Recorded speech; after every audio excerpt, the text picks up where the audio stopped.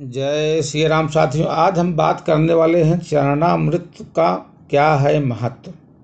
हाँ, तो हम आगे बढ़ते हैं।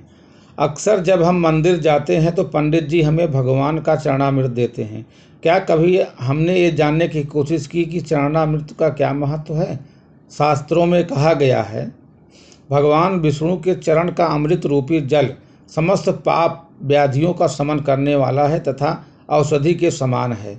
जो चरणामृत पीता है उसका पुनः जन्म नहीं होता है। जल तब तक जल ही रहता है जब तक भगवान के चरणों से नहीं लगता। जैसे ही भगवान के चरणों से लगा तो अमृत रूप हो गया और चरणामृत बन जाता है। जब भगवान का वामन अवतार हुआ और वह राजा बलि की यज्ञशाला में दान लेने गए, तब उन्होंने 3 पग में 3 लोक नाप लिए। जब उन्होंने पहले पग में नीचे के लोक नाप लिए और दूसरे में के ऊपर के लोक नापने लगे, तो जैसे ही ब्रह्मा लोक में उनका चरण गया तो ब्रह्मा जी ने अपने कमंडल में से जल लेकर भगवान के चरण धोए और फिर चरणामृत वापस अपने कमंडल में रख लिया। वह चरणामृत गंगा जी बन गई, जो आज भी सारी दुनिया के पापों को धोती हैं। ये शक्ति उनके पास कहाँ से आई? ये शक्ति है भगवान के चरणों की, जिस पर ब्रह्मा जी ने साधारण जल चढ़ाया था, पर चरणों का स्पर्श होते ही बन गई गंगा जी। जब हम बांके बिहारी जी की आरती गाते हैं तो कहते हैं, चरणों से निकली गंगा प्यारी, जिसने सारी दुनिया तारी। धर्म में इसे बहुत ही पवित्र माना जाता है तथा मस्तक से लगाने के बाद इसका सेवन किया जाता है। चरणामृत का सेवन अमृत के समान माना गया। कहते हैं कि भगवान श्री राम के चरण धोकर उसे चरणामृत के रूप में स्वीकार कर न केवल स्वयं भवबाधा से पार हो गए, बल्कि उसने अपने पूर्वजों को भी तार दिया। चरणामृत का महत्व भी धार्मिक ही नहीं, चिकित्सीय भी है।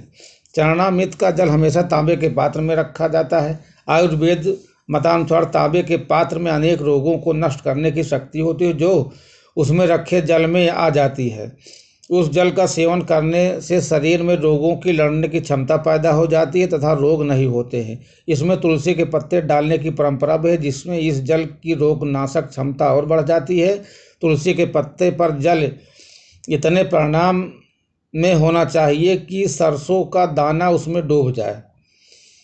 ऐसा माना जाता है कि तुलसी चरणामृत लेने से मेधा, बुद्धि, स्मरण शक्ति को बढ़ाता है। इसलिए यह मान्यता है कि भगवान का चरणामृत औषधि के समान है। यदि उसमें तुलसी पत्र भी मिला दिया जाए तो उसके औषधि गुणों में और भी वृद्धि हो जाती है। कहते हैं, सीधे हाथ में तुलसी चरणामृत ग्रहण करने से हर शुभ काम या अच्छे काम का जल्द परिणाम मिलता है। इसलिए चरणामृत हमेशा सीधे हाथों से लेना चाहिए। लेकिन चरणामृत लेने के बाद अधिकतर लोगों की आदत होती है, कोई अपना हाथ सिर पर फेरते हैं। चरणामृत लेने के बाद सिर पर हाथ रखना सही है या नहीं, यह बहुत कम लोग जानते हैं।